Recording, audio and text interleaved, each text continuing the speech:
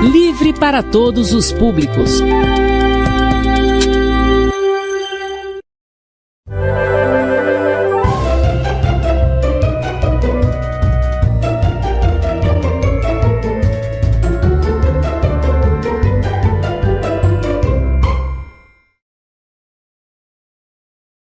Olá pessoal, boa tarde, tudo bem com vocês? Aqui quem vos fala é o professor Natanael.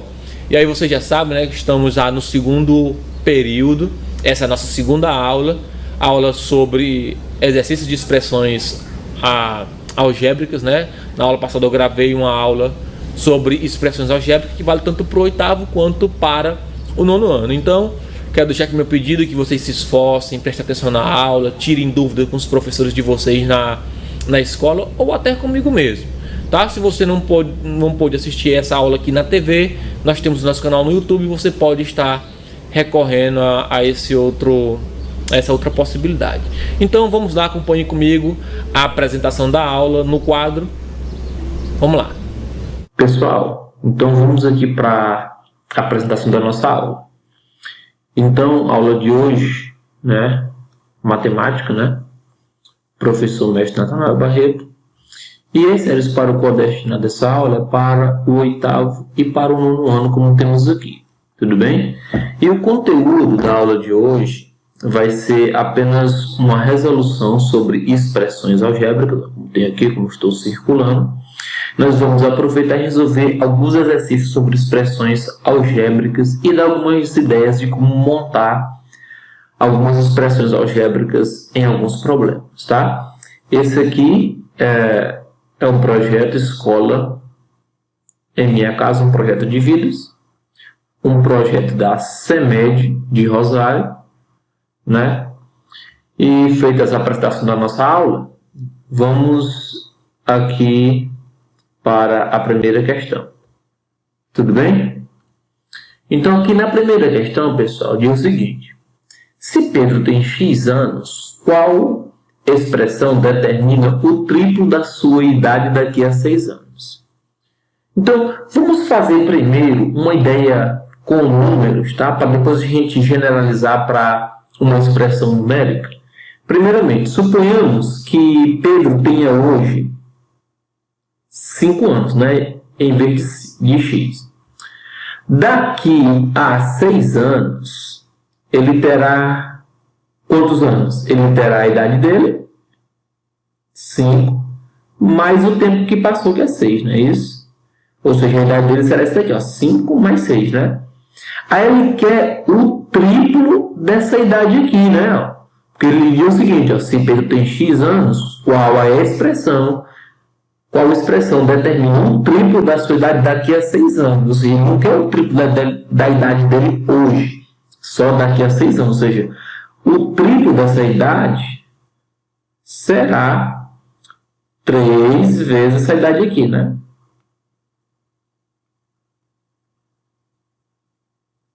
Ou seja, seria 3 vezes 5 mais 6, que dá 11, que dá 33. Ou seja, essa seria a idade, ou o triplo da idade dele daqui a 6 anos, caso ele tivesse hoje 5 anos. E aí, a gente vai fazer esse mesmo raciocínio aqui, pessoal, com o xzinho. Muitos alunos têm dificuldade, né, de trabalhar com as variáveis, as letras aqui, ó. Só que é a mesma ideia quando se trabalha com números, tá? Então, vamos lá montar essa expressão? Então, vamos fazer a leitura mais uma vez. Se Pedro tem X anos, ou seja, hoje ele tem X anos, qual expressão determina o triplo da sua idade daqui a 6 anos? Primeiramente, daqui a 6 anos, né, ele vai ter quanto? X mais 6, né? Ou seja, porque essa é a idade mais 6. Aí ele quer o triplo dessa idade aqui, ó, do x mais 6, não é isso? Então você vai pegar e vai fazer o seguinte. O triplo é multiplicar por quanto? Por 3. Então, 3 vezes essa idade que ele tem aqui, ó.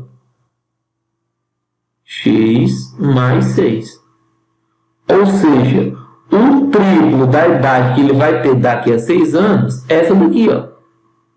Essa expressão aqui. Então, essa expressão aqui é a nossa resposta.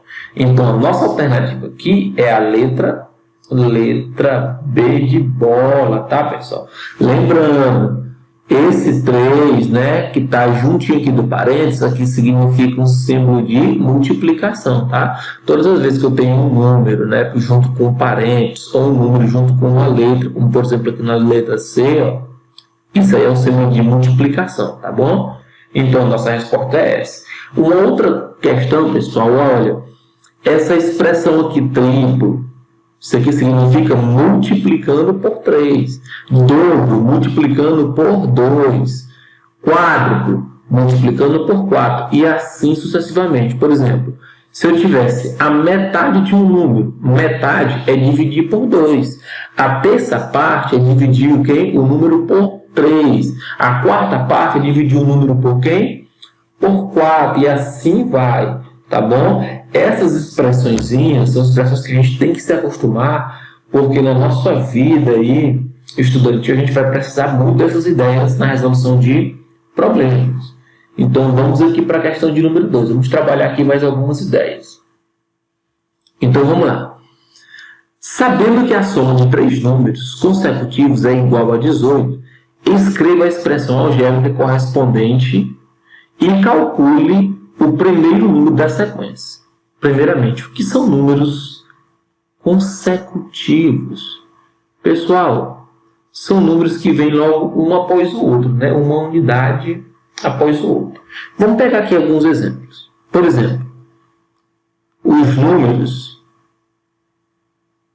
3, 4 e 5. Os números 3, 4, 5, eles são consecutivos. Por quê? Porque ó, o 4 vem uma unidade após o 3. Ou seja, eu estou somando uma unidade aqui. Ó. O 5 é o consecutivo do 4. Por quê? Porque ele vem uma unidade depois do quem? Do 4. Ah, professor, quer dizer que para mim encontrar o consecutivo é só somar mais unidade? Perfeito. Por exemplo, se eu tenho um número aqui, ó, 10, quem é o consecutivo do 10? O consecutivo do 10 é o 11. Por quê? Porque o 11 está uma unidade depois. Ó. Ou seja, para mim encontrar o consecutivo, é só eu somar uma unidade, tá bom? Se eu quisesse encontrar, por exemplo, o antecessor, por exemplo, quem é o antecessor do 15? O antecessor é o número que vem logo antes dele aqui, ó. O 14, ou seja, eu preciso subtrair uma unidade, tá bom? Só que aqui, no meu problema, ele não me disse quem é os 3 números. Então, quando eu não sei quem é esse número que eu estou procurando, pessoal, eu chamo ele de uma variável qualquer, uma letra, né? Que a gente viu na primeira aula que as variáveis, elas servem para representar quantidades desconhecidas. Então, aqui, como a gente não conhece nem o primeiro, nem o segundo, nem o terceiro número, eu tenho que chamar o primeiro de alguma letra. Então, esse primeiro número aqui, ó, eu vou ter 3 números. Vou ter o primeiro, segundo e o terceiro. Eu sei que se eu somar eles 3, pessoal, eu vou ter como resultado 18, né? A única coisa que eu sei é que eles são consecutivos, tá? Então, eu preciso saber quem é o primeiro, para me saber quem é o segundo, para me saber quem é o terceiro. E aí, pessoal, foi o seguinte. Como eu não conheço quem é o primeiro, nem quem é o segundo, nem quem é o terceiro, eu vou dizer que o primeiro é x, tá? Se o primeiro é x, como é que eu faço para descobrir o consecutivo dele? Somo uma unidade, pessoal. Essas ideias aqui, elas valem tanto para número quanto para letras, tá bom? Então, perceba que para mim descobrir o consecutivo do 3, eu somei a unidade, né, que é o 4 aqui. No caso, eu vou pegar o x e vou somar mais uma unidade. Então, o consecutivo do x é o x mais 1. Aí, quem é o consecutivo do x mais 1? É o x mais 1, que no caso seria o x mais 2. Vou colocar bem aqui, ó. X mais 1, né, que seria esse cara aqui, ó, mais 1, né, ó, que é o consecutivo dele. Aí 1 mais 1 dá 2. Por isso que aqui vai dar x mais 2, tá? Por isso aqui vai dar x mais 2. Então, a nossa expressão é essa daqui, pessoal. Olha, a nossa expressão que representa o nosso problema é essa daqui, tá? X mais 1 mais x mais 2 igual a 18. Só que ele quer saber quem é esse primeiro termo aqui, ó. Aí a gente viu o seguinte: eu posso somar os termos que são quem? Semelhantes ao x mais x, que vai dar quanto? 3x. A gente aprendeu a somar na aula passada, né? Mais 1 mais 1, ou 1 mais 2 dá 3, igual a 18. Tá bom? Aí aqui, 3x mais 3 igual a 18. Isso aqui eu posso resolver da seguinte maneira, pessoal. Vamos lá. Pessoal, vamos pensar aqui o seguinte. O x, as letras, a gente sabe que elas representam um número, né? Vamos pensar aqui um pouco comigo. Eu não quero utilizar ainda as técnicas de resolução de equação do primeiro grau. Vamos só utilizar um pouco aqui de conhecimento aritmético. Olha, o 3 está multiplicando o x. Aí você pensa comigo, qual é o número que eu multiplicando ele 3 vezes, somado com 3, vai dar igual a 18? Primeiro, um número somado com 3 dá 18 tem que ser 15, né? Então, eu sei que esse cara bem aqui é 15, não é isso? Por quê? Porque 15 mais 3 dá 18. Ah, beleza. Só que para isso aqui dar 15, o que eu tenho que fazer? Tem que ser 3 vezes algum número que vai dar quanto? 15. Então, eu posso dizer bem aí que o número que multiplicado por 3 que vai dar 15 é o número quem? O número 5. Então, o x aqui nessa questão, né, é 5. Que é justamente o primeiro termo da sequência. Ó. Ele pediu o primeiro número da sequência. Então, quem é o primeiro número? O primeiro número é x. Tá aí, beleza. Aí, se eu quisesse descobrir quem é o segundo? O segundo é x mais 1, ou seja, 5 mais 1, que é 6. Se eu quisesse descobrir o terceiro número, seria 5 mais 2, que seria 7. Aí, ó, esses três números seriam quem? 5, que é o primeiro, que é o x, né? O segundo é o 6 e o terceiro é quem? O 7. Aí vocês podem perceber que o 5, o 6 e o 7 são consecutivos. E se eu somar eles, de fato vai dar quanto? 18. Ou seja, mostra que a minha resposta está correta, pessoal. Tá bom? Então, essa daí foi a resolução da questão de número 2. Espero que tenham dado para entender aí. Qualquer coisa que você estiver vendo pela televisão, tira logo aí uma foto. E aí essa aula vai ficar disponível também no canal do YouTube. Então vamos lá para a próxima questão. Na próxima questão ele diz o seguinte. Carla pensou em um número e a ele somou 4 unidades. Após isso, Carla multiplicou o resultado por 2 e somou o próprio número.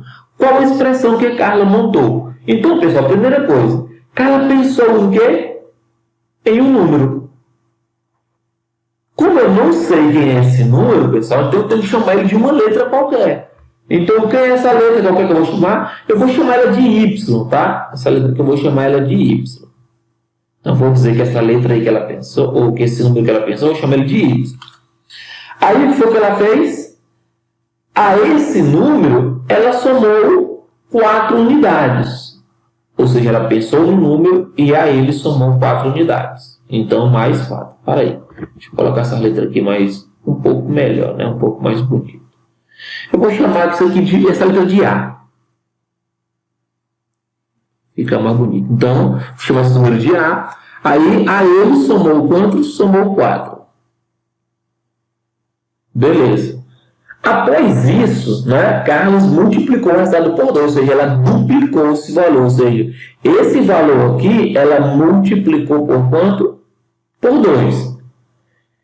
E depois, o que foi que ela fez? Ela somou o próprio número. Quem é o número que ela pensou? O A. Então, depois que ela pensou nesse número, que ela somou o A, depois que ela multiplicou por 2, ou seja, depois que ela duplicou, ela somou o próprio número. Então, essa daqui, ó, essa, pessoal, é a expressão obtida por Carla, tá bom? Tá? Por exemplo, essa aqui é a expressão algébrica, né? Suponhamos que Carla tenha pensado, por exemplo, no número 3. Suponhamos que esse A seja 3. Se eu quiser descobrir qual é o valor da expressão, eu substituo esse valor aqui, ó, na minha expressão, que ficaria 2 vezes o A, que é 3, mais 4, mais 3. Aí eu só resolver isso aqui. Aí, ó, 3 mais 4 dá 7. 7 vezes 2, 14. Mais 3. 14 mais 3 dá 17. Então, pessoal, por exemplo, caso esse número que ela pensou for um 3, o resultado é quanto? 17. Se caso esse número, por exemplo, for o número 5, né? Será que vai dar outro resultado? Vai dar outro resultado, pessoal. Porque como eu não sei o número que ela pensou, cada número que eu substituir aqui nessa expressão vai dar um valor que é diferente. Só testar, ó. 2 vezes, aí no lugar de A coloca 5, fica 5 mais 4, não é isso? Mais o próprio número que é 5. Aí eu faço, ó, 5 mais 4 dá 9. 9 vezes 2, 18. Mais 5. 5 mais, 18, mais 5 dá 23. Então, pessoal, olha, perceba que para valores diferentes o resultado vai dar diferente, né? Como é que se chama mesmo, pessoal? Quando eu pego uma letra, substituo pelo valor numérico, isso aqui se chama valor numérico, tá? Quando eu pego e substituo a variável por um número, né? No caso aqui, ó, A igual a 3 e aqui A igual a 5. Tudo bem? Quando A igual a 3, o resultado dá 17. Quando A igual a 5, o resultado dá quanto? 23. E aí, vou substituindo aí, brincando com a minha expressão, tá? Então, vamos aqui para a questão de número 4. Questão número 4 é uma questão também de valor numérico. Agora, vamos lá. Vamos aqui. Carlos possui uma pequena estufa no quintal de sua casa, onde cultiva algumas espécies de plantas. Como as plantas devem ser submetidas a determinada temperatura, Carlos regula a temperatura com base na expressão algébrica, aqui, ó. A temperatura é dada com base nessa expressão algébrica aqui, pessoal. Olha, em função de quem? Do tempo T. Ou seja, nessa expressão algébrica aqui, o tempo é representado pela letra T. Aí ele vai dizer o seguinte: quando T é igual a 12, qual a temperatura atingida pela estufa? Ou seja, a gente sabe que a temperatura é dada por essa expressão aqui. Que expressão? T ao quadrado, não é isso? Dividido por 4 menos 2T, é a mesma coisa de 2 vezes T, né? Mais 12. A gente sabe que quando a letra está colada assim no número, né? Ou o número colado na letra mesmo, vale, né? É a multiplicaçãozinha, tá? Beleza. Aí ele quer saber o valor dessa expressão aqui da temperatura quando T for igual a 12, né? Vou botar aqui uma corzinha. Quando T for igual a quanto? A 12. Então, o que é que eu vou fazer? No lugar de T, eu vou colocar quem? O 12. Então, vai ficar o seguinte. Vai ficar 12 ao quadrado dividido por 4 menos 2 vezes o T, que é 12, mais 12. Agora é só resolver.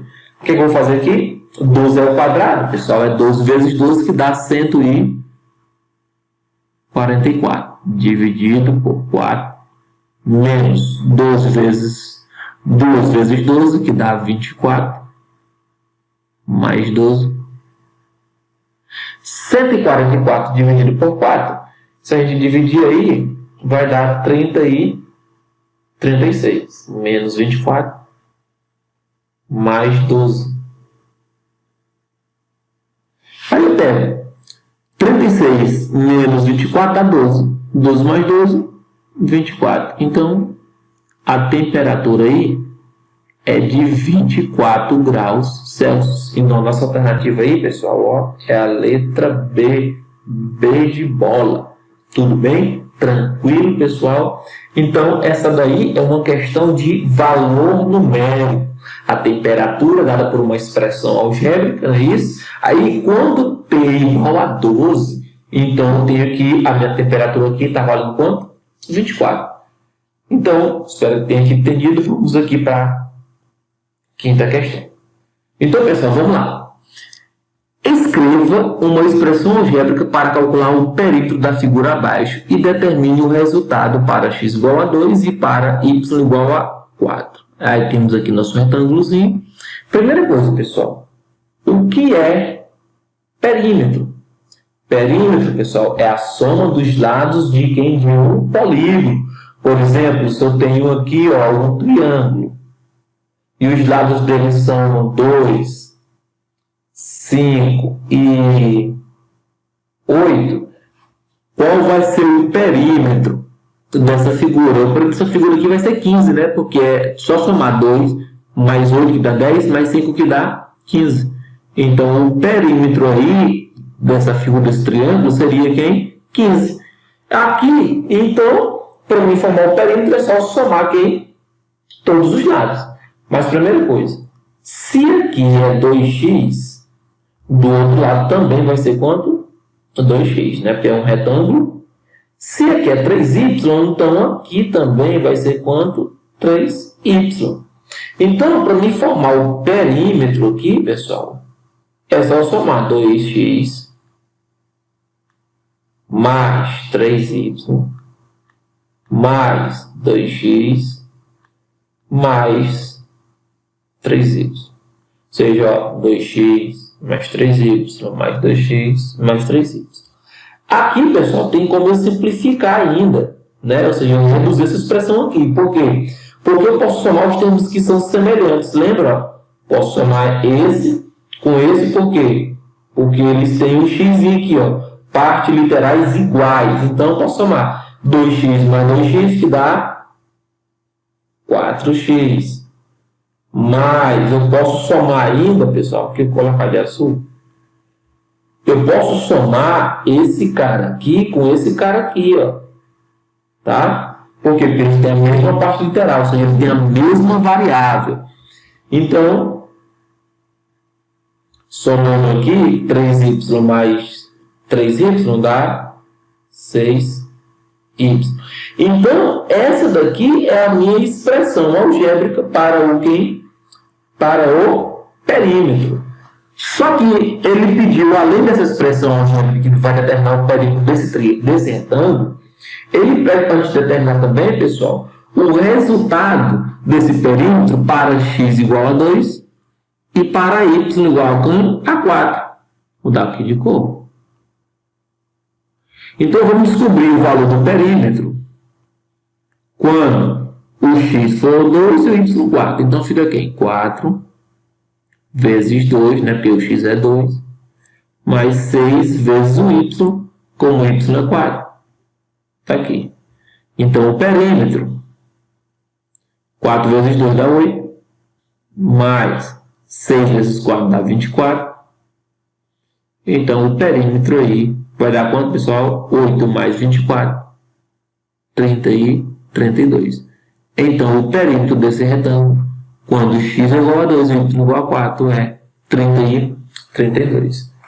Então, vamos aqui, pessoal, para a nossa última questão, tá? Na figura abaixo, podemos observar um hexágono e suas diagonais. Então, temos aqui o hexágono, um polígono de 6 lados, né? Temos 6 pontos aqui, também 6 vértices. 1, 2, tá? Pode contar, tem 6 pontinhos, 6 vértices e 6 lados. E as diagonais vai ser esses pontos aqui, ó. Essas retinhas aqui, ó, que liga. Ó, diagonal, diagonal, tá? Ele vai dizer o seguinte: para calcular o número de diagonais de um polígono convexo, podemos utilizar a igualdade, ó. Essa igualdade aqui, que é uma expressão algébrica, pessoal, ela representa uma forma para se calcular o número de diagonais. Aí ele vai dizer, ó, onde D é o número de diagonais, tá? E N é o número de lados do polígono. Aqui ele colocou só o hexágono e as diagonais, tá? Então vamos lá. O que é que ele quer? Ele pergunta: um polígono de 9 lados, tem 54 diagonais, 27 diagonais, 9 diagonais, 18 diagonais. E aí, como é que eu vou fazer? Eu vou utilizar essa fórmula, pessoal. Eu sei que a fórmula para calcular o número de diagonais é D igual a N, que multiplica N menos 3, dividido por quem? Por 2. Só que ele quer saber o valor de D, né, que é o número de diagonais, quando N for igual a quem? Quando N for igual a 9.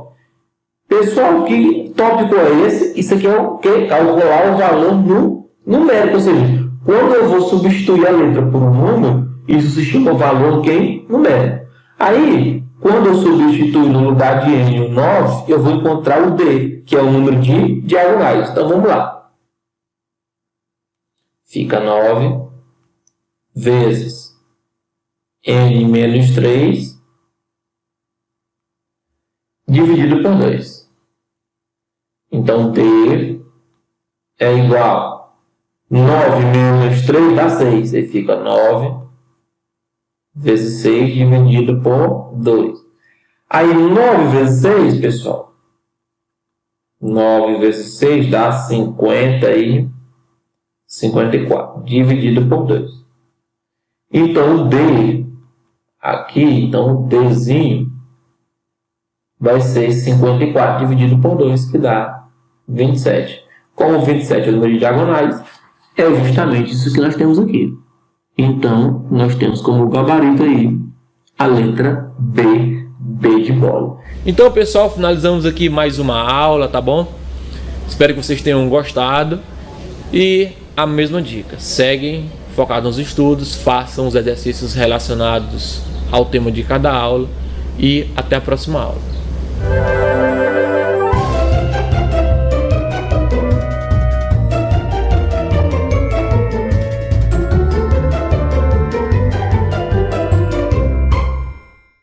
Vem aí, o Mega Saldão das Mães das Lojas Superlar. Eu sei que você está esperando por esse momento, pois marque aí. Serão 2 dias para você comprar tudo. Eu disse tudo, com preço mais barato do Brasil. Dia 28 e 29 de maio. Marque aí, 28 e 29 de maio. Serão descontos inacreditáveis. Mega Saldão das Mães Lojas Superlar. Chegue cedo e aproveite. Continua com aulas EAD? Sua internet trava? Então precisa de um provedor de internet de qualidade? A Grande Net tem os melhores planos fibra ótica. Assine já o que mais combina com você e estude com mais desempenho. Planos de 50, 100, 200 e até 400 megas. Atendemos nas cidades de Bacabeira e Rosário. Telefone 98 981 18 90 77. Siga nossas redes sociais. Atenção, meu compadre e minha comadre, se você tem problemas na pele, como pano branco, manchas escuras, impinge, chifres, úlcera, gastrite e outras doenças provenientes do sangue, chegou o depurativo do sangue LX S3 Quinas, produto de alta qualidade que já se encontra nas melhores farmácias da sua cidade. LX S3 Quinas, produto 100% natural. Atenção, exige o legítimo da caixinha 3 quinas. LX S3 Quinas, nesse você pode confiar.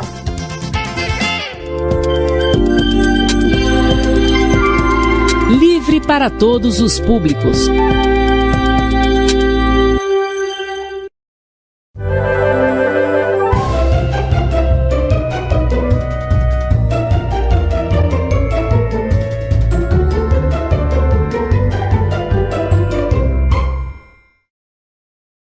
Olá pessoal, estamos começando mais um Escola em Minha Casa Projeto de Vidas. Hoje a gente vai ter uma aula de 9º ano, sou o professor Will Soares. Vamos falar de leis de Mendel, as duas leis, primeira lei, segunda lei, ou basicamente a questão das leis da segregação. Então, pega o seu caderno e vamos em frente. Olá pessoal, então vamos entrar de fato no assunto, as leis de Mendel. Bem gente, a redescoberta dos trabalhos de Mendel e a sua interpretação à luz dos novos conhecimentos, ou seja, os atuais, levaram à formulação das bases da hereditariedade. A gente sabe que a hereditariedade é a questão da herança genética, né? Que você recebe do seu pai, da sua mãe, do seu avô e por aí vai. Então, a essa reformulação a gente vai chamar de as leis de Mendel. Vamos tratar aí das duas leis de Mendel. Então vamos lá. A primeira lei, aqui. Primeira lei, né? Também, né, conhecida, primeira lei, ou bem conhecida como a lei da segregação.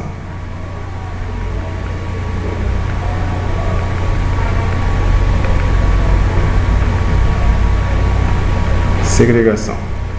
Então, falar em leis de Mendel, você vai começar aí com a primeira lei, ou seja, lei da segregação, primeira lei, são as mesmas coisas. E o que essa lei, na verdade, nos diz? Ou a primeira, ou a segregação, que é a mesma coisa. Afirma que cada característica é determinada por dois fatores. Então, vou botar aqui, ó.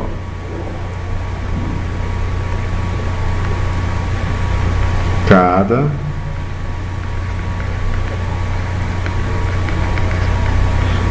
característica, não é isso? É determinada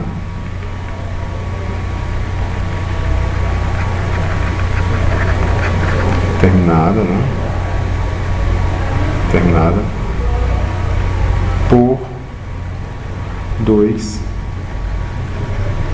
fatores, certo? Dois fatores que se separam na formação dos gametas. Bem, algo importante destacado aqui, a gente fala gametas, né? Você falar o que é gameta, que está bem presente nessa primeira lei aqui. Vamos aqui. Gametas. Vou botar no singulamento, gameta. O que seria gameta? Bem, a gente compreende o gameta como sendo as células responsáveis pela reprodução. Então vamos lá. Para compreender melhor, imagina só. Existe o gameta masculino, vamos falar aqui do ser humano, e o gameta feminino. Então, o gameta masculino é o espermatozoide e o gameta feminino é o óvulo. A gente precisa dos dois para haver a reprodução. Então, a primeira lei vai afirmar isso, né? Que cada característica é determinada por dois fatores que se separam na formação dos gametas. Os gametas são exatamente essas células que são responsáveis pela reprodução sexuada. Olha só, pela reprodução sexuada. Então, os gametas ou gameta, a gente vai compreender dessa forma, sendo, no caso do ser humano, o óvulo e o espermatozoide. A gente precisa do óvulo e do espermatozoide para gerar um indivíduo. Que fique claro isso. Certo. Vamos para a segunda lei, né? Segunda lei. Também pode ser chamada de outra lei. Lei da segregação independente. Certo? Bem, o que essa lei nos diz? O que ela afirma? De maneira simplificada, que cada característica é herdada independentemente de outras. Como assim?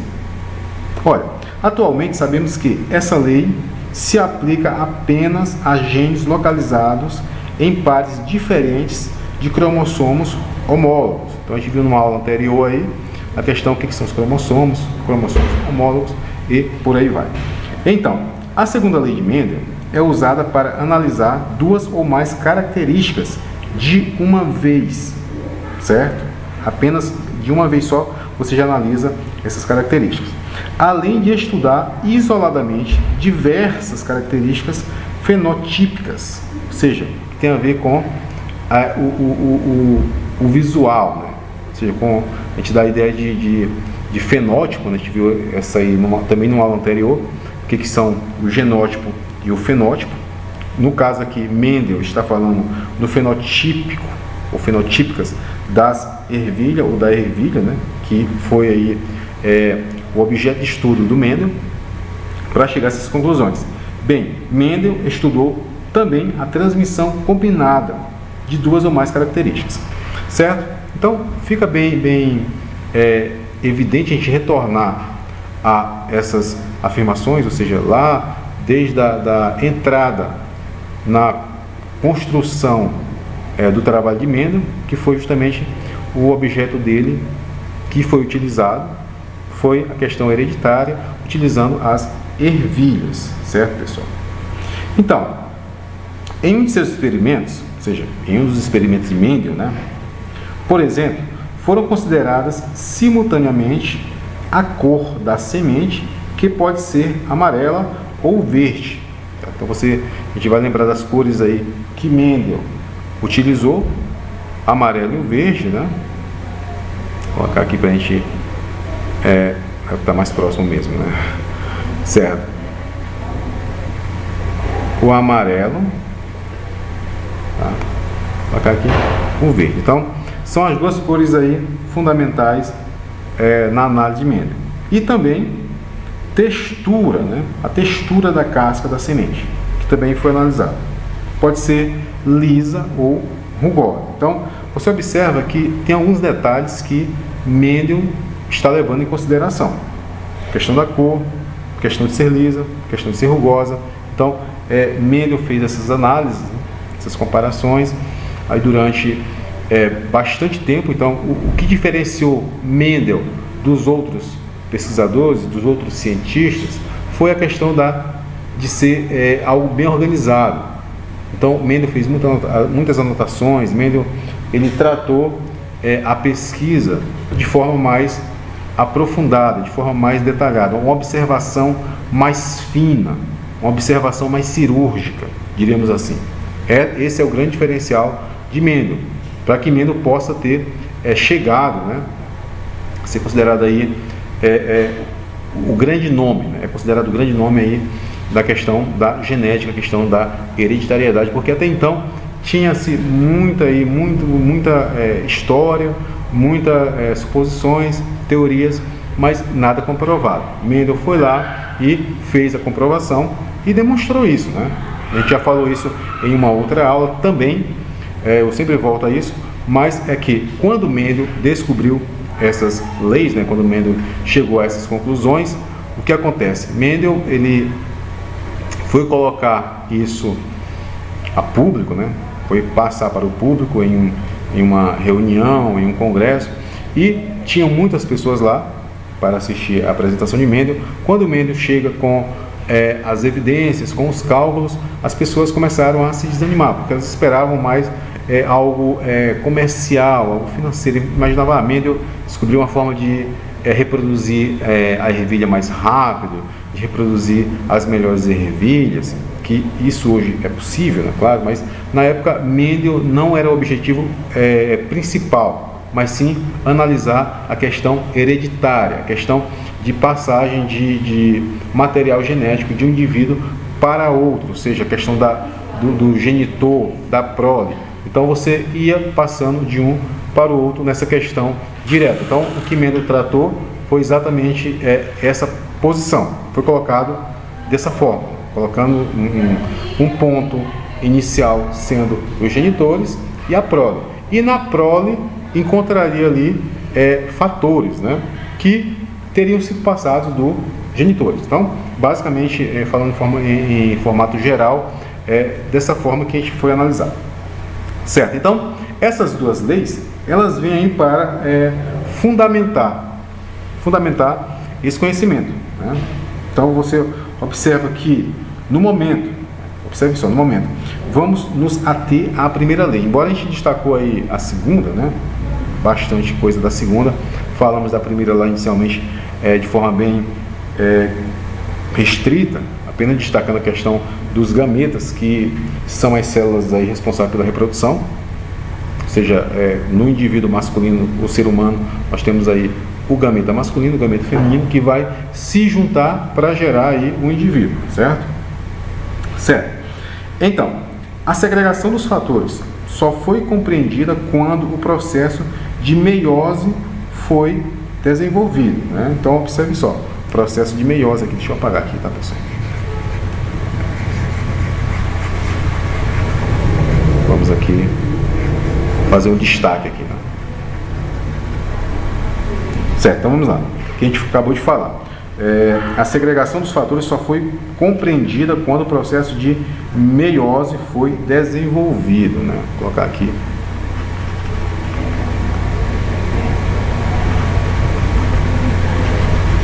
Certo, processo de meiose. E o que seria o processo de meiose, gente? Vamos lá verificar o que é o processo de meiose. É o processo, né? Vamos aqui escrever direitinho, o processo de divisão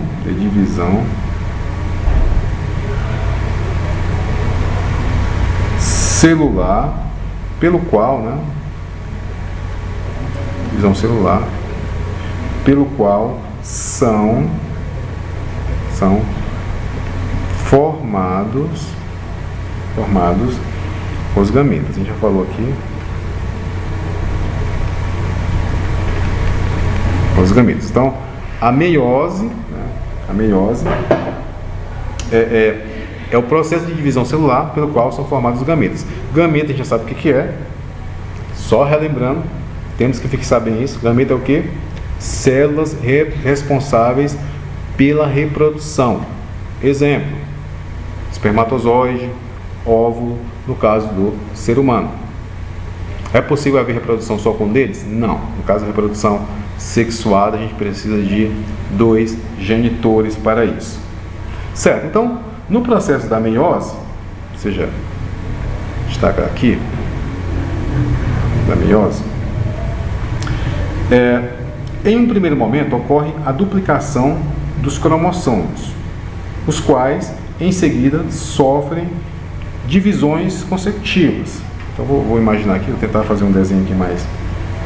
Então imagina só esta situação.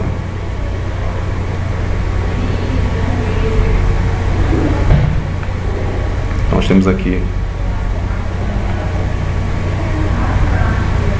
cromossomo, né?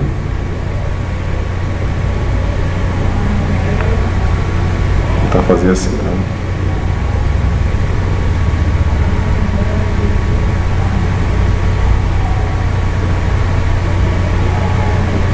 Som aqui, tá? Ótimo, obrigado.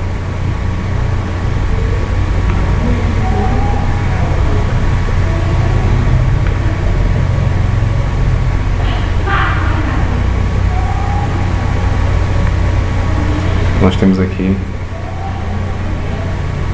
esse processo, né? Então você vai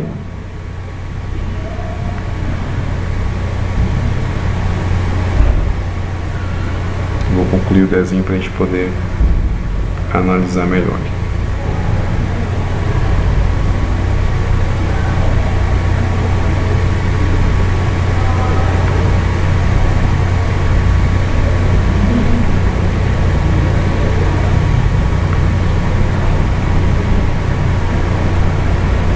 Ok.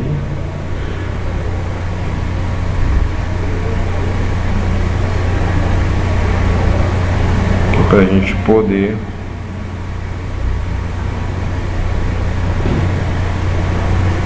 se parece lá com a reprodução binária, né, assexuada, dá uma certa semelhança esse processo.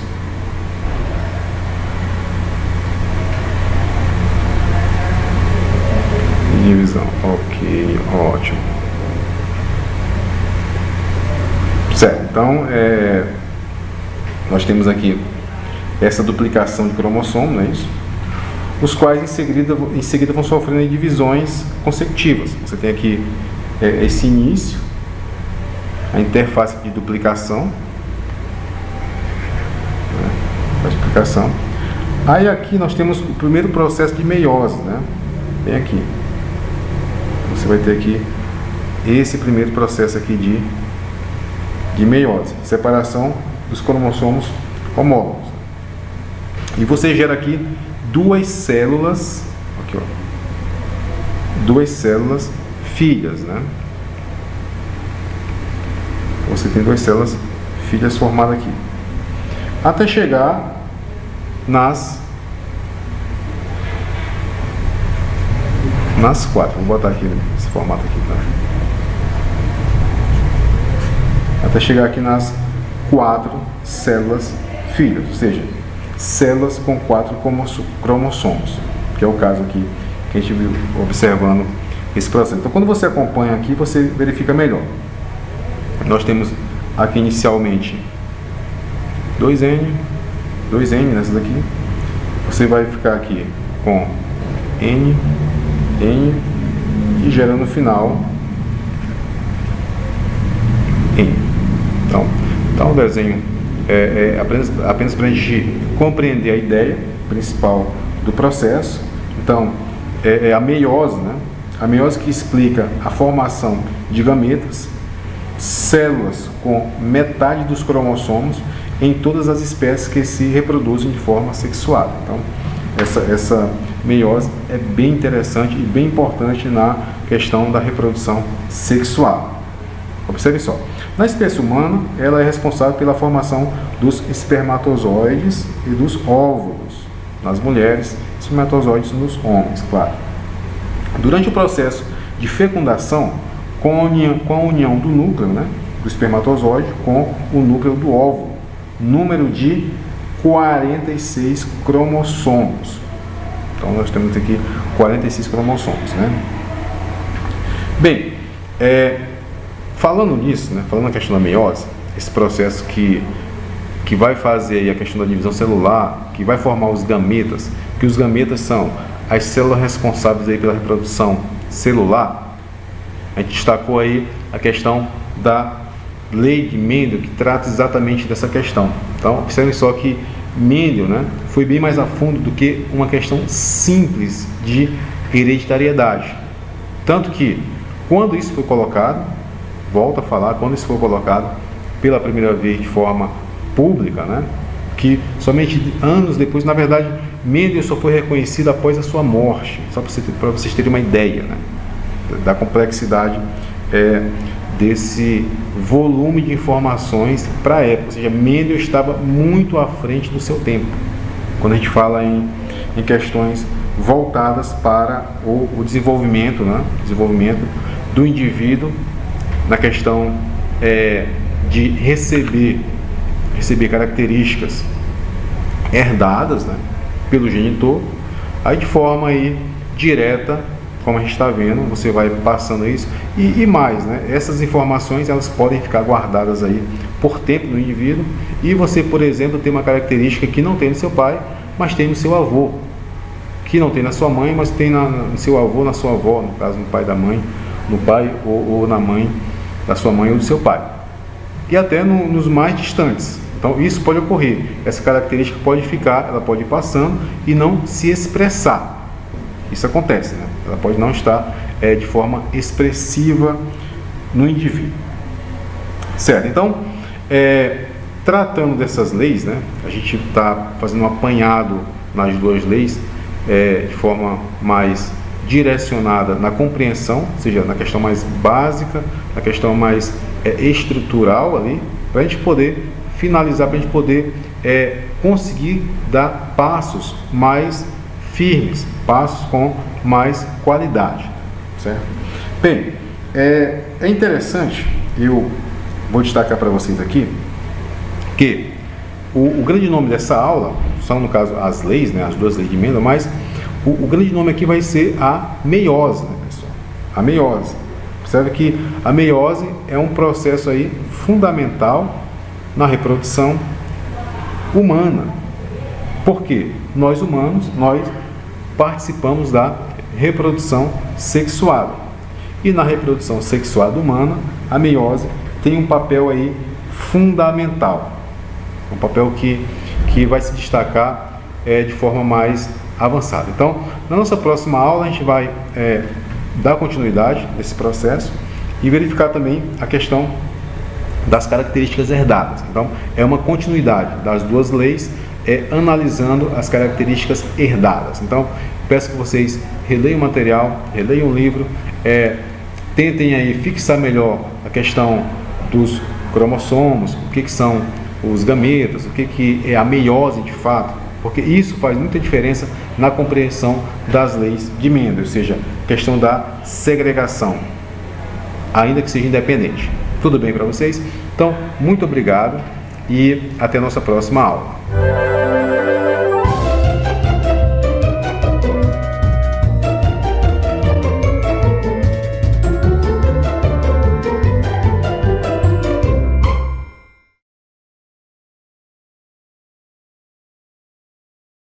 Socimol em até 12 vezes sem juros é no Festival de Sofás Paraíba. Sofá 2 lugares em 12 vezes de R$ 96,10 sem juros. Sofá 2 lugares retrátil em 12 vezes de R$ 122,10 sem juros. Sofá 13 2 lugares de canto em 12 de R$ 153,60 sem juros. Sofá 2 lugares retrátil e reclinável em 12 de R$ 165,80 sem juros. Toda a linha de móveis com entrega e montagem grátis. A Clínica Super Dentes é a única na região de Rosário que atende todas as especialidades odontológicas. E tem equipamento de raio-x panorâmico digital para que o seu aparelho seja colocado na hora. Nosso endereço é na Rua Vitorino Freire, em cima da Farmácia do Trabalhador. Super Dentes, conquiste o sorriso que você sempre sonhou. Responsável técnico, Dr. Ricardo Pilon, CROMA 3096.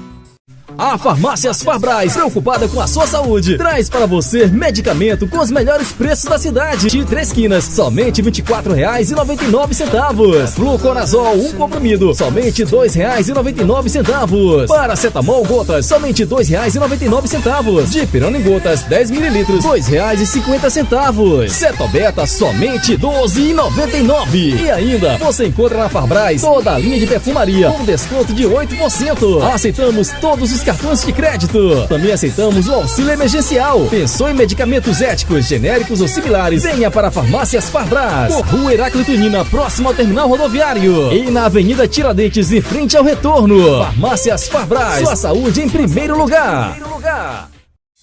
Cuide bem da sua saúde. Nas Farmácias Farbrais, você encontra toda a linha Melaço. Melaço Gold. Combate cansaço físico e mental, insônia, fraqueza, falta de apetite, resfriados constantes e ajuda no desempenho sexual. Compre agora o seu Melaço Gold. O que há de mais completo para a sua saúde. Melaço Kids. Para crianças de todas as idades. Seu filho mais forte e resistente. Tudo o que seu filho precisa para crescer forte e saudável. Melaço Tônico. Dê um fim nas anemias e fraquezas. Melaço Imuno. Fortaleça seu sistema imunológico e se proteja das doenças, inclusive respiratórias, com mel, própolis, vitamina C, vitamina D3 e zinco.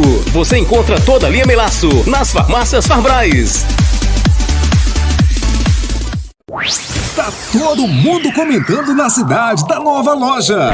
Eu estou falando da Feminices Moda 20 até 40. 20 até 40. Vista-se bem com o melhor da moda, gastando pouco. Saia de R$40, blusas a partir de R$20, cropped R$20, moletom infantil e adulto R$20, conjunto feminino e masculino de R$35, calça de R$40. Tá todo mundo comprando na Feminices Moda 20 até 40. Só falta você. Afinal de contas, veste bem e gasta pouco, todo mundo quer, não é verdade? Então venha para a Feminices Moda 20 até 40, localizada na Avenida Heráclito Nina, Centro, Rosário.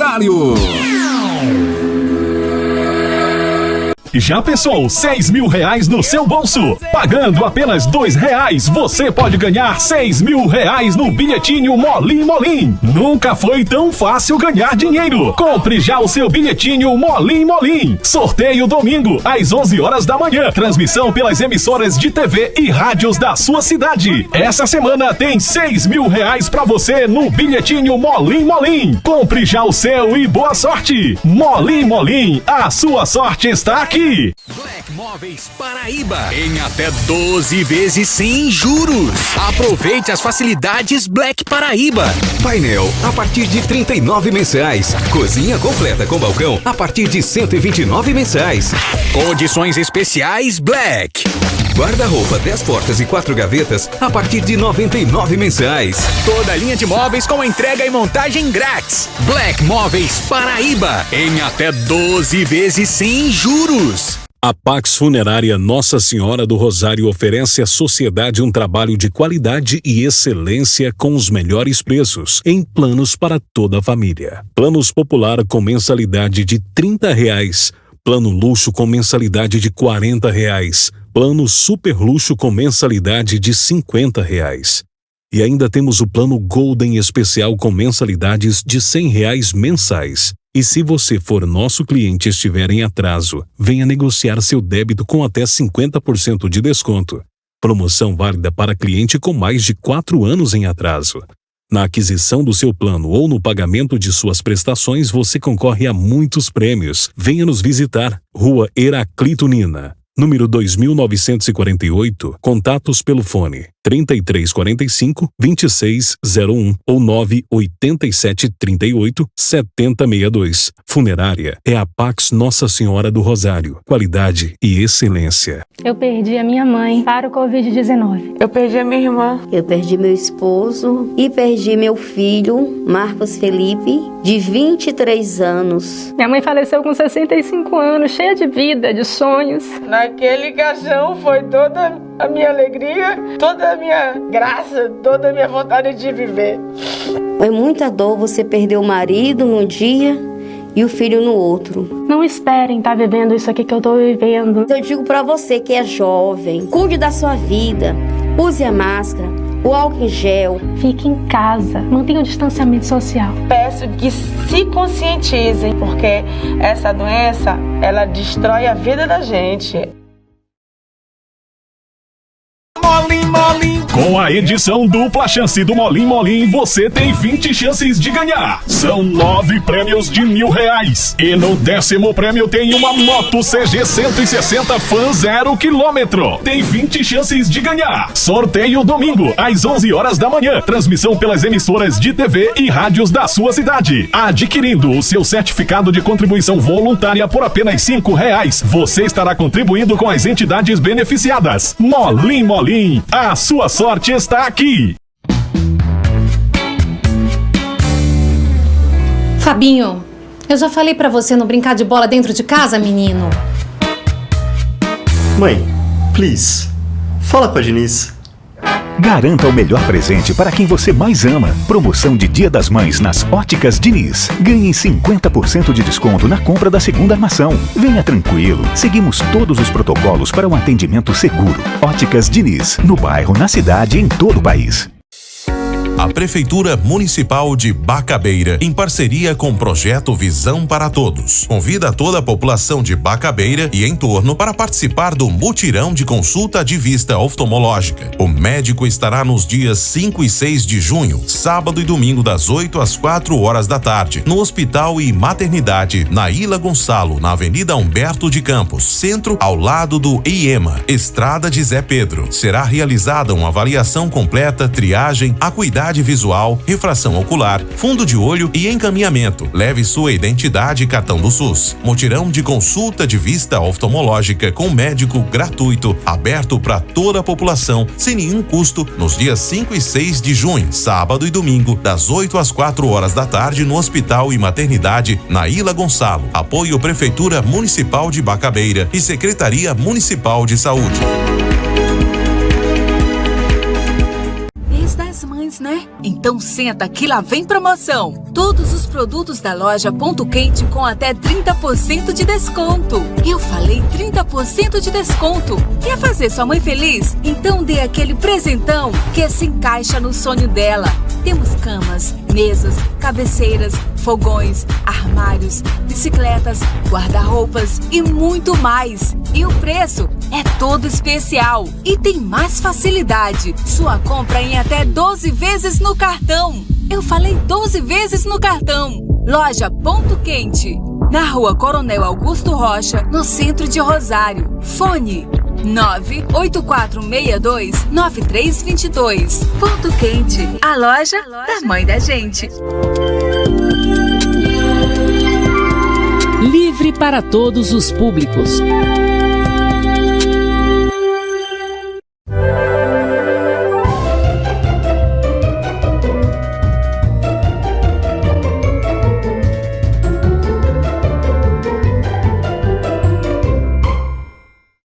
Olá, sejam bem-vindos à nossa quarta aula de Geografia do 9º ano, cujo tema hoje é Globalização, Indicadores Sociais e Desigualdades.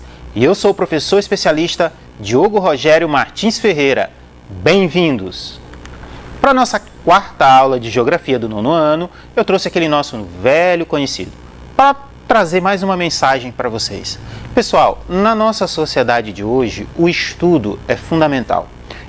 Inclusive existe um sociólogo europeu, francês, que ele diz o seguinte, que é o Castells, ele diz o seguinte, que nós vivemos na era do conhecimento e da informação.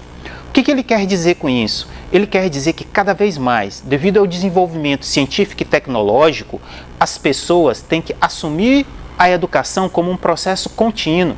Todo dia tem uma tecnologia nova. Todo dia tem uma maneira diferente de fazer a mesma coisa. E como é que a gente consegue se manter a par disso tudo? Estudando, pessoal, sempre, se atualizando. Além de que, estudar é a forma mais poderosa que nós temos para melhorar as condições de vida de nossa família, de nós enquanto indivíduos, mas da nossa sociedade, do nosso município. E eu sei que vocês querem o melhor para Rosário, para o município de vocês. Logo, pessoal, vamos estudar para a gente contribuir melhor com a nossa sociedade. Ok? Beleza? Vamos então para a nossa aula de hoje. Falando nisso, hoje nós estamos falando do tema sobre a globalização e vamos começar falando sobre globalização e crescimento econômico. Bem, eu trouxe alguns questionamentos para a gente começar.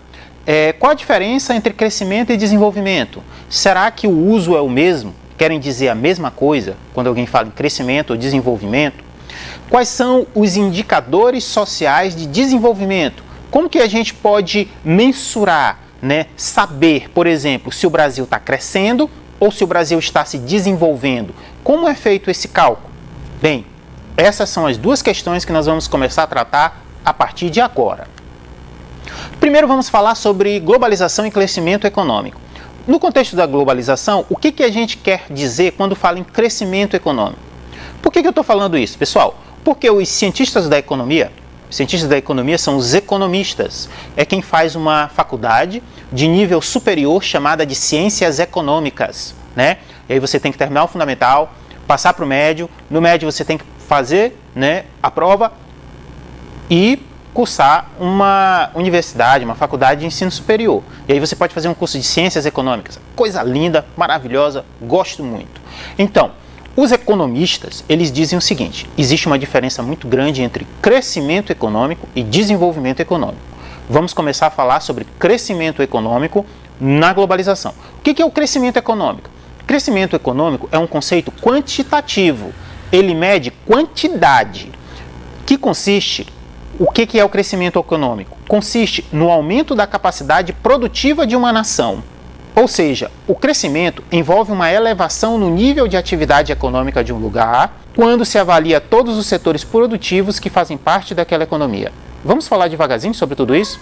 A primeira coisa que ele diz, crescimento econômico é um conceito quantitativo. Quando ele diz quantitativo, ele está falando de quantidade. Então, o crescimento econômico tem a ver o seguinte: o Brasil está crescendo quando? Por exemplo, no ano passado, a riqueza produzida no Brasil, a riqueza final produzida no Brasil foi de 10 bilhões. Este ano aumentou para 20 bilhões. Ano que vem aumentou para 30 bilhões. Então o Brasil está crescendo. Crescimento econômico é um conceito quantitativo. E ele mede o quê? O aumento da capacidade produtiva de uma nação. Ou seja, o aumento da capacidade brasileira, da indústria, de produzir automóveis, carros, videogames, não é isso? Tudo isso. O aumento da capacidade do comércio. O comércio do Brasil aumentou. O aumento na prestação de serviços, né? Estão sendo prestados mais serviços, está aumentando a quantidade de serviços prestados. Então, isso é crescimento econômico. Crescimento econômico tem a ver com crescimento da capacidade produtiva. E ele tem a ver com a elevação no nível de atividade econômica de um lugar. Então, as atividades econômicas, elas estão aumentando, estão crescendo? Então, o Brasil está crescendo. Qual é o indicador de crescimento econômico? Como é medido o crescimento econômico? O crescimento econômico é medido pelo PIB. O que é o PIB? PIB quer dizer Produto Interno Bruto. Assistam um jornal. Podem perceber que no jornal quase todo dia se fala sobre o PIB. No começo do ano, começa o ano falando sobre o PIB do Brasil. No final do ano, termina o ano falando sobre o PIB. E o jornalista vive falando sobre o PIB. O que é o PIB? Produto Interno Bruto. O que o PIB consiste? Ele mede, avalia toda a riqueza final, tanto do setor produtivo quanto do setor de serviços de uma nação durante o ano. É o Produto Interno Bruto. Ele também é medido de forma per capita. O que é o per capita? Per capita quer dizer por cabeça. É quando eu pego o PIB e divido pelo número de habitantes de um determinado país. Bem, eu sei que tudo que eu estou falando está parecendo muito abstrato, né? Então, agora nós vamos observar essa imagem. Olha a imagem que eu trouxe. Então, na imagem, nós olhamos lá o mapa do Brasil, muito dinheiro em cima do Brasil, um gráfico, né, de barras com a seta subindo, tudo isso representa o crescimento econômico, o crescimento do PIB. Mas para a gente entender melhor o que é o PIB, eu trouxe um vídeo, né, que é PIB, o que é, para que serve e como é calculado. Esse vídeo está disponível no site do IBGE, na série IBGE Explica. Então, vou pedir para a produção, vamos rodar agora esse vídeo sobre o que é o PIB.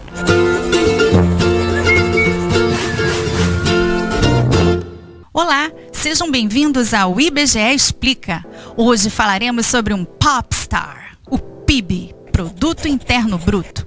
Todo mundo já ouviu falar do PIB, rola maior frisson quando ele aparece. Muitos o consideram como o principal termômetro de uma economia. Mas por que tanta histeria? Para começar nossa conversa, vamos definir o que é o PIB. Ele é a soma de todos os bens e serviços finais produzidos por um país, geralmente em um ano. Todos os países do mundo calculam seu PIB nas suas respectivas moedas. O PIB do Brasil em 2015, por exemplo, foi de 5,9 trilhões em valores correntes. Para você entender melhor, vamos imaginar um país chamado Pãolândia, que não possui relações com o exterior e produz apenas trigo, farinha de trigo e pão. Nele foram produzidos o equivalente a R$100 de trigo.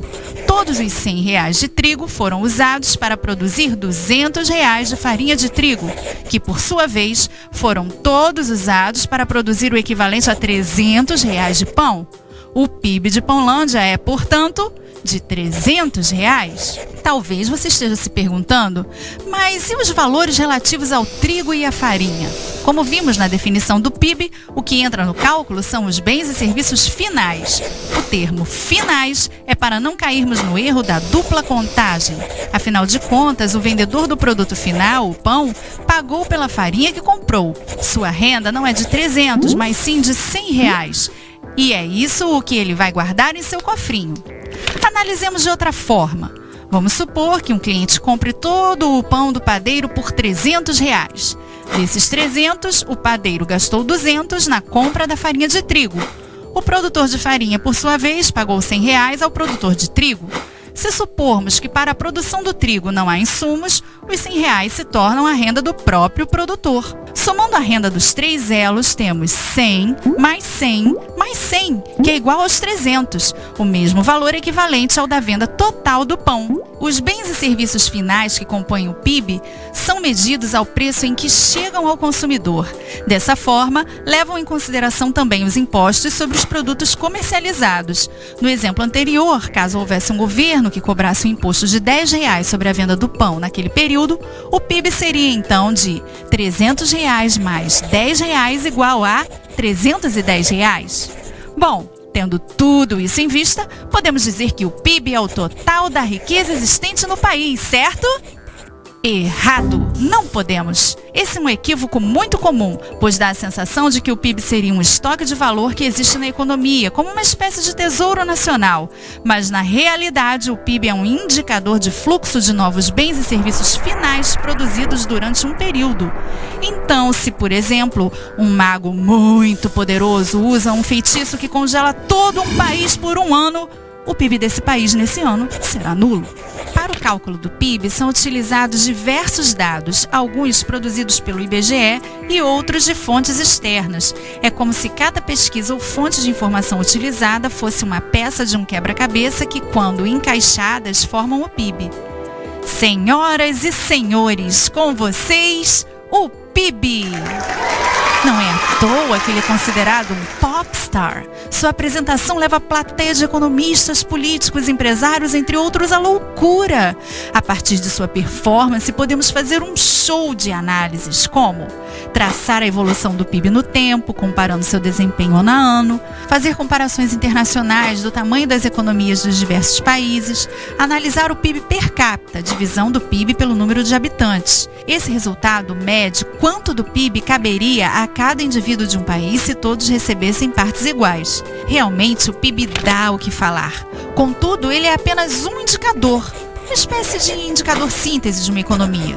Ele ajuda a compreender um país, mas não expressa importantes fatores como distribuição de renda, qualidade de vida, educação e saúde. Um país pode ter um PIB relativamente baixo, como no caso da Islândia, mas ter um altíssimo padrão de vida. Ou, como no caso da Índia, pode ter um PIB alto e um padrão de vida relativamente baixo. Por hoje é só. Então curta e compartilhe nossos vídeos e não deixe também de assinar o nosso canal e nos ajudar a disseminar informação pelo país. Até a próxima. Bem, o PIB, vocês assistiram o vídeo, né? Espero que tenham gostado, um vídeo bem elaborado. Podem perceber que lá o PIB, né? Todo mundo, os economistas, o PIB é uma coisa que interessa aos economistas, aos empresários, aos jornalistas, todo mundo está preocupado com o PIB. E o PIB é esse indicador do crescimento econômico de uma nação. Agora vamos analisar, do ponto de vista da globalização, né, esse PIB pelo mundo. Então aí eu trouxe para vocês esse mapa, né? Qual é o título desse mapa? Vamos lá. Mundo, Distribuição da Riqueza 2017. Vamos para o mapa? Então, nesse mapa que fala sobre a distribuição da riqueza em 2017, ele utiliza como referência o Produto Interno Bruto. Olha lá a legenda do mapa, bem lá no sul do mapa. O que é o Produto Interno Bruto? Nós já estudamos, mas aqui ele fala do Produto Interno Bruto per capita. Quando eu pego o PIB e divido pelo número de habitantes do país, né? Então, nesse mapa, as partes mais em branco são as partes em que o PIB é menos de R$1.000 por habitante. Ou seja, são as partes do planeta Terra em que a produção de riqueza é menor, né? Em que a pobreza é maior. Percebam que esses países que têm o PIB per capita muito baixo, eles estão concentrados basicamente no continente africano. Existe também alguns países na América Central e na Ásia com PIB per capita muito baixo. Os países que têm o maior PIB per capita em $1.000 são os países que estão de marrom. São os países em que, se você pegar o PIB anual e dividir pelo número de habitantes, vai dar em média mais ou menos $50.000 por habitante. Quais são esses países? Na América do Norte, os Estados Unidos, está lá de marrom. Na Europa, o norte da Europa, a Dinamarca, a Noruega, certo? A Inglaterra. Na Ásia, o Japão. Na Oceania, a Austrália. Então, esses são os países que têm o maior PIB per capita, né, do mundo. Os demais países que estão, por exemplo, de laranja, têm um PIB per capita por habitantes reduzido, bem menor. Então, a riqueza está concentrada nos países, né, de capitalismo avançado. São os que têm o maior PIB per capita do mundo. Só que, pessoal, a ideia de PIB per capita, ela acaba não retratando as condições de vida da população. Por que é o PIB? Porque o PIB, você pega o PIB divide pelo número de habitantes e dá o PIB per capita. Mas a riqueza ela não é distribuída de forma igual entre todos os habitantes de um determinado território, não é verdade? Então, para medir melhor o crescimento, mas de outro ponto de vista, foram criados outros indicadores ligados à ideia de desenvolvimento econômico. Desenvolvimento econômico não é a mesma coisa que crescimento. O que é desenvolvimento econômico?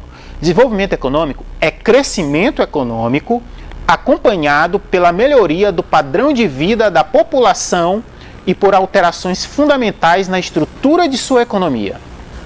O que é o desenvolvimento? Desenvolvimento é crescimento econômico, é quando a economia cresce, mas quando a economia cresce e ela melhora a qualidade de vida da população. A economia cresce, melhora a qualidade de vida da população e ocorrem profundas alterações na economia. Por exemplo, com a industrialização de uma sociedade, né, ou com o avanço da industrialização de uma sociedade. Então é isso que é desenvolvimento econômico. Desenvolvimento econômico é um conceito mais amplo do que crescimento econômico. E aí eu trouxe essa imagem para frisar desenvolvimento econômico. O que é o desenvolvimento econômico? Lá na relação entre os conjuntos, lá, teoria dos conjuntos da matemática. Então, o desenvolvimento econômico está lá de cinza. É uma política estável. É quando o crescimento é sustentado, ele não é passageiro. O desenvolvimento econômico, para ser desenvolvimento, ele tem que ser justo, ou seja, tem que haver distribuição de riqueza. O desenvolvimento econômico é uma questão da economia, olha lá de azul, da economia, tem a ver com o crescimento da economia, mas olha lá de verde, tem a ver também com a melhoria da vida da sociedade, do padrão de vida das pessoas, mais acesso à educação, saúde, moradia e transporte. Além de tudo, para ser desenvolvimento econômico, tem que respeitar o meio ambiente. O que é o meio ambiente? A gente está acostumado a falar de meio ambiente, a gente pensa na floresta amazônica. Não, pessoal, meio ambiente é uma ideia muito simples. É todo o meio que nos cerca. Por exemplo, a sua casa é seu meio ambiente, a rua é seu meio ambiente, né? Todo o ambiente que nos cerca é nosso meio ambiente. Por isso que a gente tem que preservar o meio ambiente, ou seja, tem que preservar o meio que a gente vive, né? A gente tem que viver num lugar decente, não é isso, pessoal? Então, o desenvolvimento econômico tem a ver com uma ideia que se chama de desenvolvimento sustentável, que é a ideia que diz o seguinte, que a gente tem que garantir o atendimento das necessidades da população de hoje, sem prejudicar o atendimento das necessidades das novas gerações. Ou seja, a gente tem que viver bem hoje e tem que garantir que todas as novas gerações também vivam muito bem. Isso é a ideia de desenvolvimento sustentável. Então, tudo isso é desenvolvimento econômico, é um conceito mais amplo. Para medir o desenvolvimento econômico, nós utilizamos os indicadores sociais de desenvolvimento econômico. O que é um indicador social? É um procedimento estatístico que objetiva quantificar o grau de bem-estar de uma população. Vamos repetir agora pausadamente o que é um indicador social. É um procedimento. O que é um procedimento? Procedimentos são as várias etapas que você percorre para alcançar um fim. O que é um procedimento na hora de escovar os dentes? É você pegar a escova, passar a pasta e o sentido em que você tem que fazer a escovação de acordo com o dentista. Então isso é um procedimento. Mas o indicador social é um procedimento estatístico. Epa, o que é estatístico? Quando alguém falar em estatística, você pensa logo numa disciplina maravilhosa, surpreendente, muito boa, matemática. Quando alguém falar em estatística, você pensa em matemática.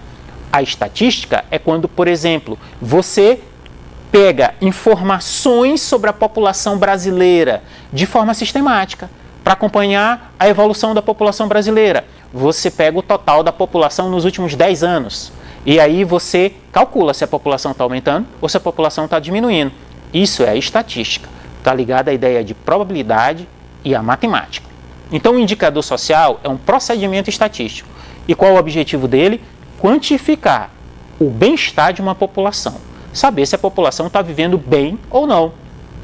Alguns indicadores sociais, nível de emprego. Se uma população está empregada, ou ela está desempregada, mas ela sabe que vai conseguir um emprego, ela está vivendo bem, ela está tranquila, ela não está entregue ao desespero e à desesperança. Outro indicador social, qualidade de habitação. Se a população mora numa casa boa, então ela tem qualidade de vida. Essa casa é boa, é arejada, ela tem uma boa infraestrutura, a população tem qualidade de vida. Outro indicador social, nível de instrução. A população está tendo acesso à educação. Se ela está tendo acesso a uma educação de qualidade, em condições, ela tem um bom indicador social. Mobilidade social, outro indicador, ele tem a ver com a possibilidade de ascensão social. Será aquela população, ela acredita que pode melhorar de vida? Então essa população está vivendo bem, é um bom indicador social. Outros indicadores sociais, por exemplo, serviço de transporte. A população está tendo condição de pegar uma condução, se deslocar para o seu trabalho, para o lazer, visitar seus familiares em condições de qualidade e num preço justo? É um bom indicador social. Outros indicadores, saúde e educação. E aí a gente sabe, né? Saúde, ainda mais no momento em que nós vivemos, é fundamental. Educação, importantíssimo. Além de outro indicador, eu poderia falar também da depredação dos recursos naturais não renováveis. Ou seja, quais são os recursos naturais não renováveis? Um exemplo, o petróleo. A partir do petróleo, nós produzimos diesel e gasolina. Petróleo não se fabrica.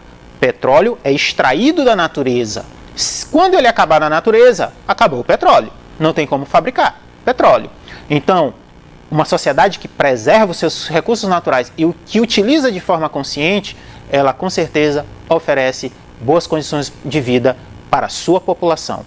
Então, essa é a ideia de indicadores sociais. Tem como objetivo quantificar o grau de bem-estar de uma população.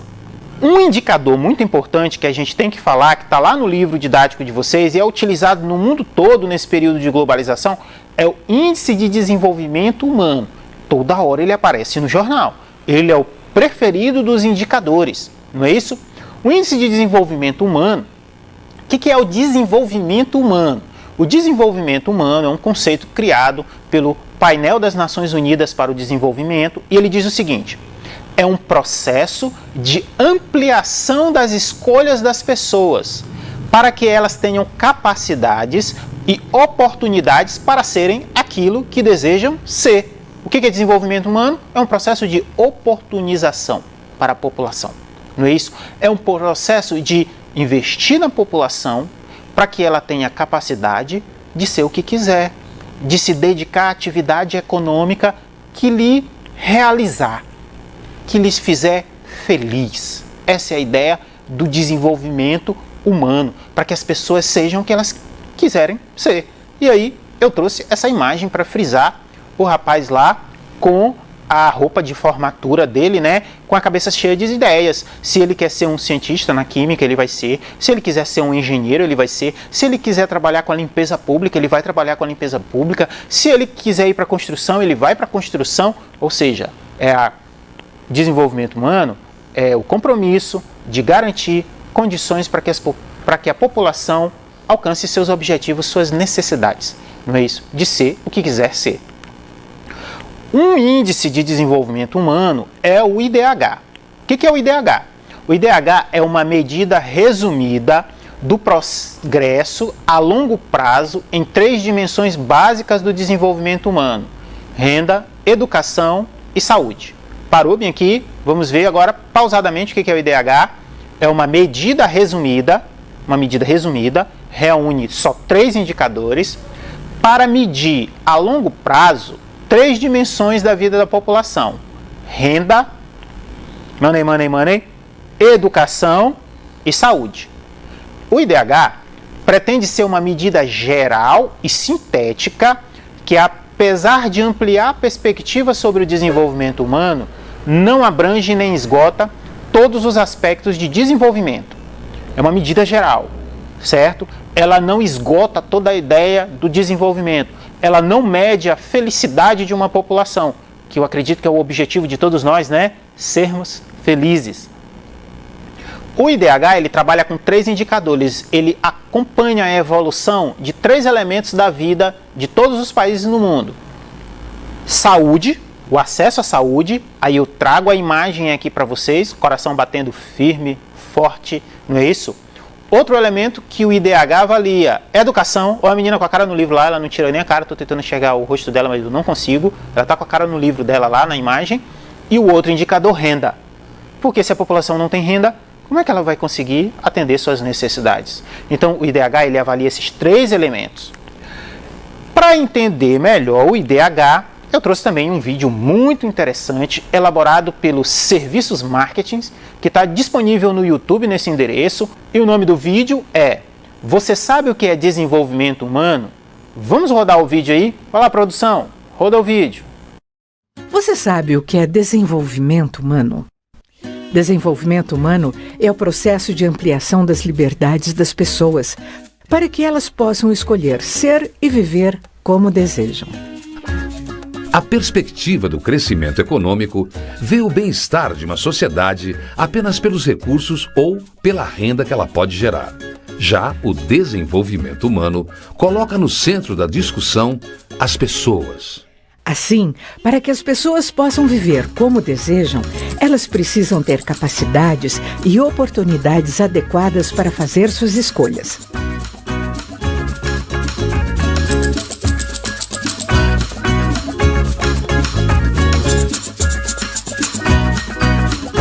Isso é desenvolvimento humano. Mas como medir o desenvolvimento humano? Em 1990, o Programa das Nações Unidas para o Desenvolvimento criou o IDH, o Índice de Desenvolvimento Humano.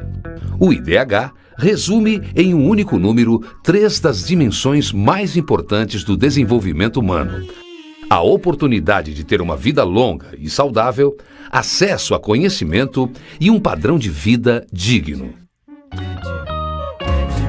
Enquanto o PIB reflete apenas a soma de todas as riquezas produzidas por um país, o IDH considera, além da renda, as condições de saúde e educação como essenciais para se medir o progresso de uma sociedade. No Brasil, medir desenvolvimento humano significa conhecer a realidade de cada um dos mais de 5.500 municípios. Significa ver de perto cada um de nós, brasileiras e brasileiros. Porque é nos municípios que a vida acontece. Por isso, foram criados o Índice de Desenvolvimento Humano Municipal e o Atlas do Desenvolvimento Humano no Brasil. O IDHM se inspira no IDH, mas traz adaptações para melhor corresponder à realidade brasileira. O IDHM leva em conta as mesmas 3 dimensões do IDH. Uma vida longa e saudável é medida pela esperança de vida ao nascer. Acesso a conhecimento é medido pela escolaridade da população jovem e adulta. E padrão de vida digno é medido pela renda média per capita. Assim como o IDHM varia de 0 a 1. Quanto mais próximo do 1, maior o desenvolvimento humano daquele município. Os dados são dos censos demográficos brasileiros, que cobrem todo o país. Vamos trabalhar agora com essa ideia de desenvolvimento humano? Vamos trabalhar agora para refletir sobre a globalização e as desigualdades no mundo. E aí eu trago uma questão. Os indicadores de desenvolvimento social no mundo, eles vêm aumentando ou eles vêm diminuindo? Vamos refletir sobre isso no contexto da globalização? Para isso, eu trago para vocês aqui uma tabela, né, com os dados sobre o IDH do mundo no ano de 2014. Olha lá o título da tabela, né? Ranking do IDH em 2014. Pessoal, já saiu o ranking mais novo? Saiu, o ranking de 2019. Eu vou comentar ele depois. Mas eu trouxe essa tabela de 2014 porque ela é a mais didática para a gente comparar o IDH dos países no mundo. Primeiro, vamos para a ideia do IDH. O IDH é quantitativo, não é isso? Ele varia de 0 a 1.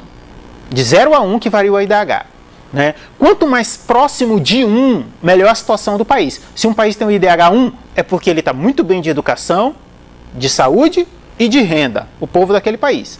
Se o IDH do país está perto de zero, quer dizer que a educação, a saúde e o acesso à renda da população está muito difícil. Estão vivendo muito mal no que diz respeito a esses elementos, ok? E o IDH, ele tem faixas, né? Por exemplo, quanto mais próximo de 0,550, abaixo de 0,550, nós dizemos que o IDH é baixo. Entre 0,550 e 0,699, nós dizemos que o IDH é médio. Entre 0,700 e 0,799, nós dizemos que o IDH é elevado. 0,800 para cima, nós dizemos que o IDH é muito elevado. Vamos para a tabela? Vamos lá. Leitura e interpretação de tabelas. Qual é o título da tabela? Ranking do IDH 2014. Na primeira coluna nós temos o nome dos países. Na coluna do meio nós temos a posição desses países no ranking do IDH. E na coluna mais à sua direita, a última coluna, a terceira coluna, nós temos o valor do IDH desse país, certo? Vamos lá, qual é o país que em 2014 tinha o IDH mais alto? Era a Noruega. Primeiro lugar no IDH do mundo. O IDH da Noruega era 0,944, quase que próximo de 1. Quer dizer que a população vive muito bem no que diz respeito à renda, saúde e educação. Vamos agora para o extremo oposto da tabela. Lá na última linha, quem está no último lugar? Níger. Níger, pessoal, é um país da África. Qual é? Está na 188ª posição. Posição 188. O Níger, o IDH do Níger era em 2014 de 0,348. Ou seja, bem próximo de zero. Quer dizer que a população tinha um péssimo acesso à saúde, educação e à renda. O Brasil, onde que ele está nessa tabela? Ele está no IDH do Brasil considerado alto. O IDH do Brasil é considerado alto. O Brasil está lá na 75ª posição em 2014. O IDH do Brasil era 0,755. Era o IDH do Brasil considerado um IDH alto em termos do planeta Terra. Ou seja, que é relativamente alto o acesso da população à saúde, educação e renda em relação à maioria dos países do mundo. Não é isso? Em relação à maioria dos países do mundo. Não quer dizer que seja uma beleza. De acordo com dados de 2019, do último IDH, o Brasil caiu para a 84ª posição. Outro indicador, né, que mede as desigualdades sociais no mundo é o índice Gini. Que? Alguém pode ter perguntado, índice Gini? Por que é índice Gini? Porque ele foi criado por um matemático italiano chamado Conrado Gini. Aí ele deu o nome dele para a criação dele, né? Óbvio, né? Muitos inventores fazem isso. Eles dão o nome deles para a invenção deles. Então, o índice Gini é um instrumento para medir o grau de concentração de renda de um país ou de um grupo. Ele aponta a diferença entre os rendimentos dos mais pobres e dos mais ricos. Ele varia de 0 a 1. O que é o índice Gini? Ele mede a concentração de renda. Qual o país em que a concentração de renda é maior? Qual o país que a concentração de renda é menor? Qual o país em que uma pequena parte da população concentra toda a riqueza nacional e a grande maioria não tem quase nada? Qual é o país em que essa desigualdade é menor? O índice Gini, ele aparece às vezes de 0 a 1, às vezes ele é medido de 0 a 100. E aí eu trouxe a imagem da balança para vocês, que é isso que o índice Gini mede, né? Uma pessoa sozinha pesando na balança com um saco enorme de dinheiro e um monte de gente sem ter nada, não tem nem nada para si e não tem nem emprego para conseguir alguma coisa na vida. Como eu disse, o índice Gini ele varia de 0 a 1 ou de 0 a 100. O valor zero representa uma situação de igualdade, ou seja, todos têm a mesma renda, todo mundo iguais condições de vida. Mas quando o país tem um índice 100, por exemplo, é como se uma pessoa só tivesse a riqueza toda do país e o resto não tivesse nada.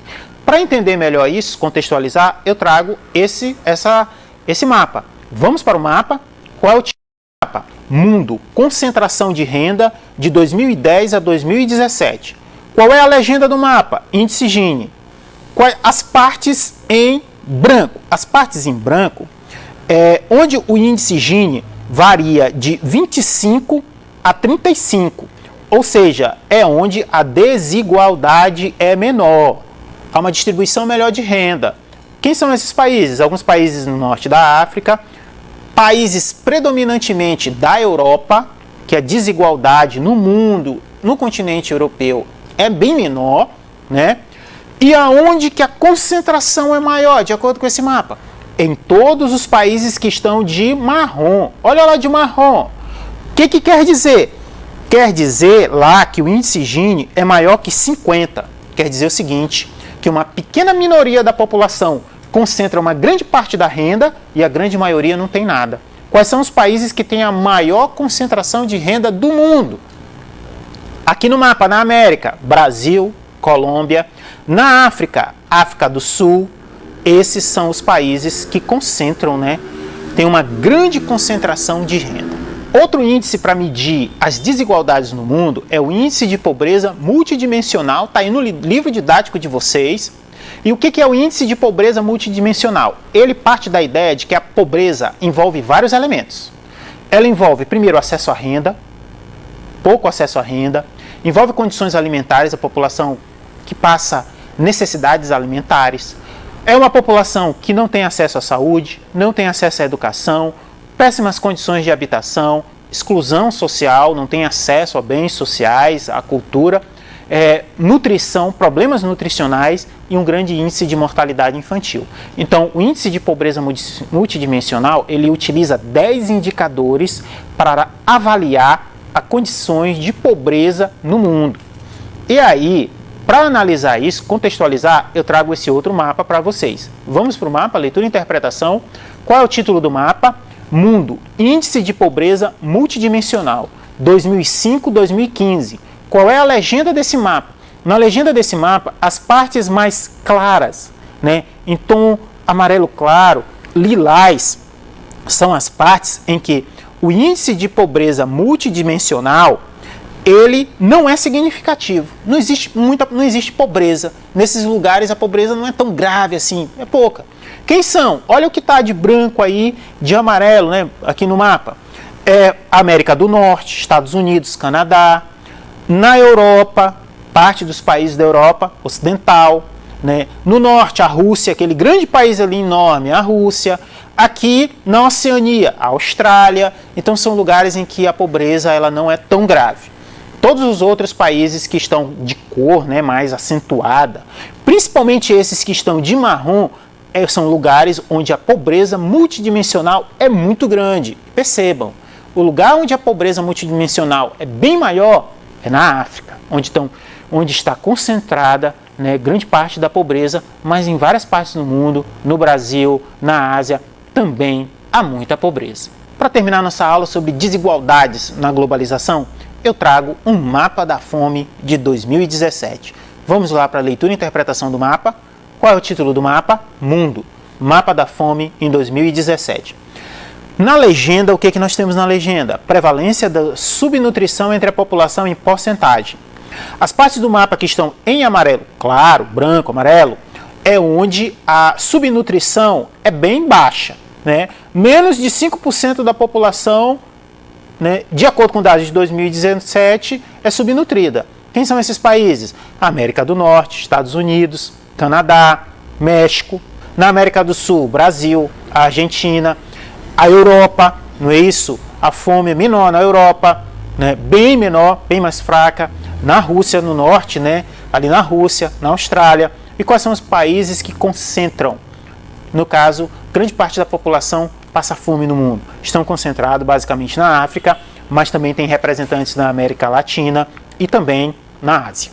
Como nós podemos perceber, a globalização, nós vamos falando da globalização porque ela é a temática de toda a primeira e segunda unidade do nosso livro didático. Então a globalização ela tem seus avanços, tem seus elementos positivos, mas ela também traz contradições e desigualdades. Só respondendo a pergunta que nós fizemos ao começo da aula. A pobreza no mundo vem aumentando ou diminuindo? Segundo dados, né, últimos dados do ano passado, de acordo com o livro didático, a pobreza no mundo ela vem diminuindo. Mas como nós podemos perceber, as desigualdades e as dificuldades de acesso da população a melhores condições de vida, elas continuam no planeta Terra. Então a gente tem que refletir sobre a globalização, levando em consideração todos esses elementos. Bem, pessoal, nós vamos ficar por aqui nessa nossa aula de Geografia do 9º ano. Muito obrigado!